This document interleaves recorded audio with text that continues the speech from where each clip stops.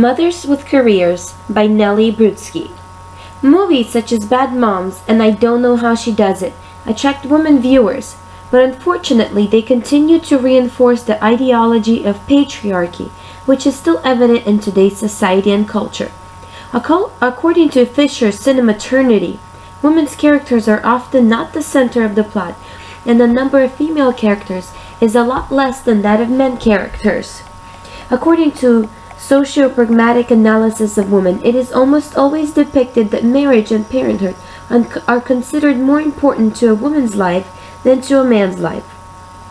Working moms are shown in occupations as subordinates to men with little status or power, and also moms with careers are seen as either cheating on their children and partners or cheating on their colleagues and employees because it is perceived that they are not able to juggle both work life and home life. My question is, in what ways do films such as I Don't Know How She Does It and Bad Moms depict career women and stay-at-home moms?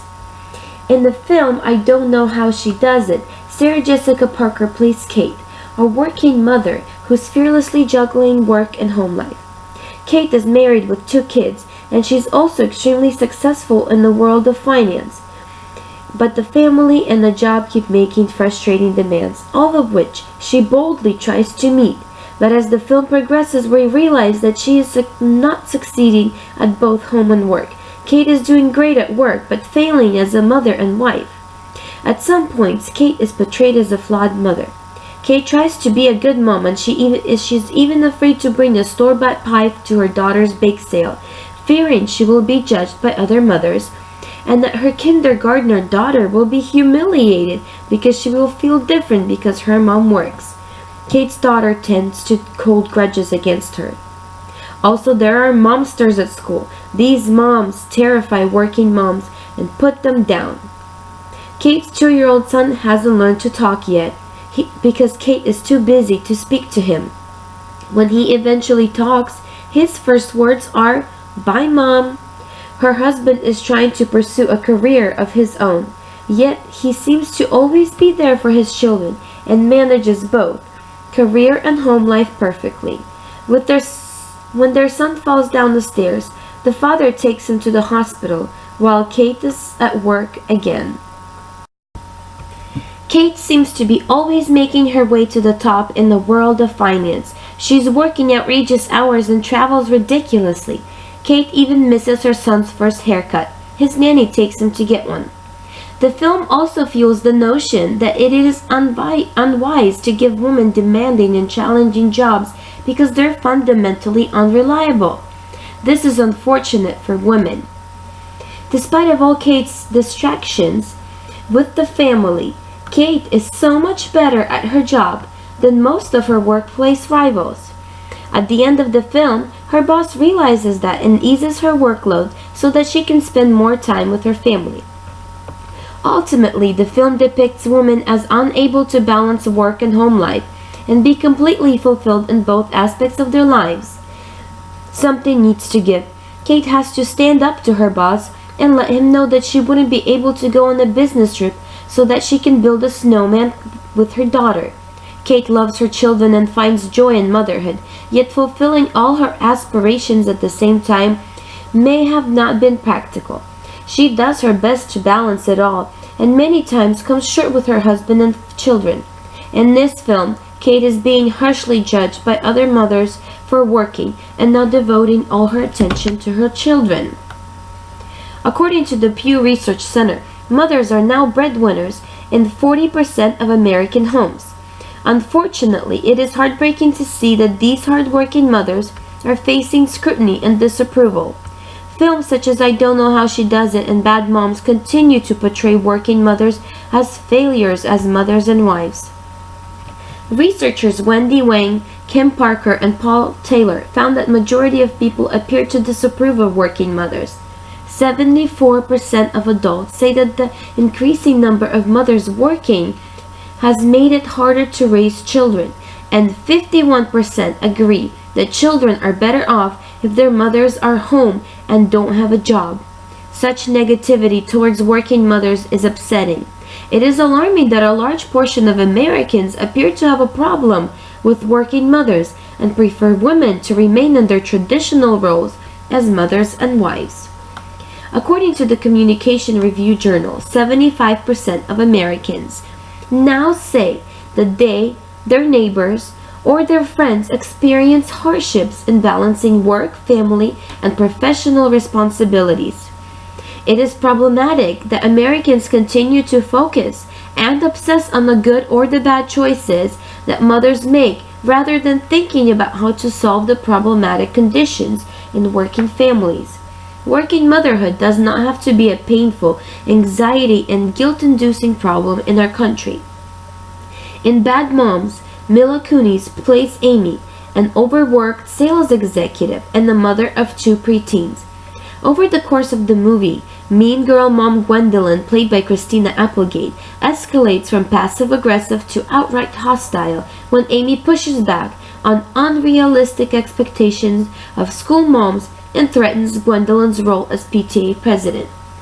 The film Bad Moms also depicts mothers as career women who are unable to handle both aspects of their lives. In the beginning of the film, PTA president asks Amy in a judgmental tone about her decision to both work and raise children. She says, quote, "I don't know how you do it. How do you leave your kids all day? You're so strong." End quote. Film Bad Moms captures situations that working mothers are stuck in. They are constantly reminded that they are neither good moms nor good employees. The movie also provides realistic perspective about what the workplace can be like for moms. According to Calasantis' Competing Devotions, in today's economy, mothers are at an increasing need to work and bring in a second income to a household. But society expects mothers to have a picture-perfect home and stay home with their children. People believe that being a good mom means always being there for your kids. And this contradicts being a good employee, which means putting work first. Working mothers have their parenting and work ethic questioned. Amy's boss Dale adds a new responsibility to Amy's work. When she explains to him that she doesn't have time to do it because she only works 3 days per week, he responds, quote, "What? Since when? You're here every day." End quote. After telling him that she's been part-time for 6 years, she counters, quote, "If you want me to work more, you should pay me more to do that." End quote. Her boss didn't even realize that she has been working for him for free for years. After the confrontation about bake sale ingredients pushes Amy over the top, she embraces being a bad mom and a bad employee, which includes not going to work for 2 weeks. Amy is fired. Her boss Dale has decided she's not contributing sufficiently. Amy acknowledges that she's been slacking a bit, but she reminds Dale that her assistant took 2 weeks off when Jon Snow died on Game of Thrones, which is a fictional TV show.